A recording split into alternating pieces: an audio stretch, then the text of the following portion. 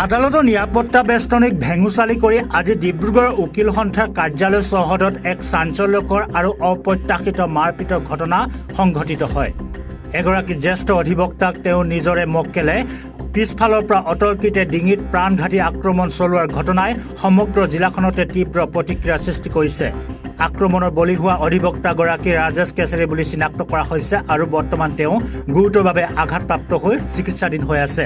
প্ৰাপ্ত খবৰ অনুসৰি অধিবক্তা ৰাজেশ কেশৰীয়ে আদালত চৌহদত নিজৰ কামত ব্যস্ত থকা অৱস্থাতে পিছফালৰ পৰা অহা এজন লোকে কোনো সুযোগ নিদিয়াকৈ হঠাৎ তেওঁৰ ডিঙিত আক্ৰমণ কৰে। ঘটনাৰ আকস্মিকতাত অধিবক্তাগৰাকীয়ে নিজক ৰক্ষা কৰা সময় পোৱাৰ পূৰ্বে গুৰুতৰভাৱে আঘাতপ্ৰাপ্ত হৈ মাটিত বাগৰি পৰে। আচৰিত ধৰণে এই আক্ৰমণৰ মূল মাষ্টাৰমাইণ্ড আছিল অধিবক্তাগৰাকীৰ নিজৰে এজন মক্কেল।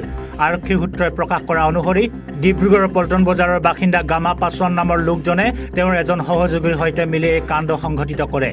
জানিব পৰা মতে গামা পাছোৱান আৰু অধিবক্তা কেশৰী কেৱল মক্কেল অধিবক্তাই নহয়, দুয়ো একেটা এলেকাৰে বাসিন্দা অৰ্থাৎ প্ৰতিবেশীও আছিল।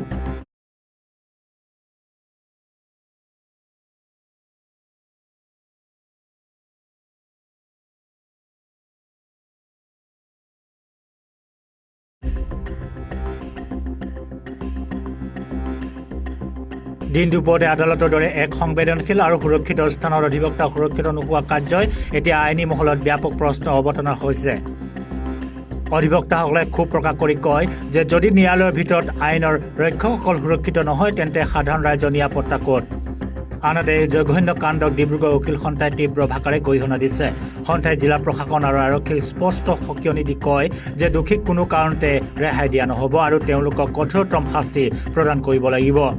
অধিবক্তাসকলৰ সুৰক্ষা সুনিশ্চিত নকৰিলে আগন্তুক দিনত সন্থাই তীব্ৰ আন্দোলনৰ কাৰ্যসূচী গ্ৰহণ কৰিব।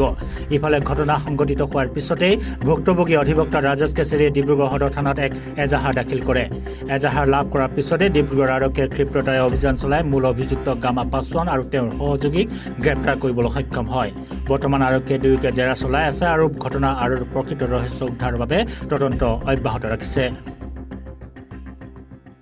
আচলতে তাৰমানে বৰ দুৰ্ভাগ্যজনক ঘটনা এটা ঘটিল।